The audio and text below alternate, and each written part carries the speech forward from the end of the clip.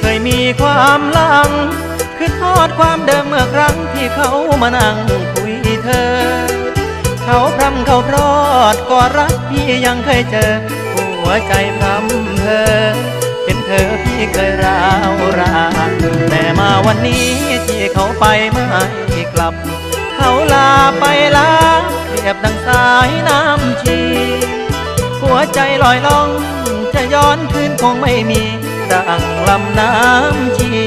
ไหลไปไม่มีย้อนมา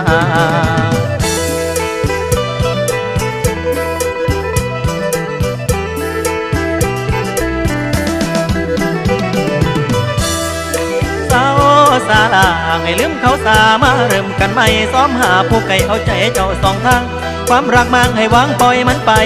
ตัดอะไรคมใจเดินออกหันมาจ้องไม้ปองคนใหม่คนควายอยู่ไก่เอาใจเจ้าส่งมาสัญญิงสัญญาเมื่อเขาไม่มาเจ้าอย่าไป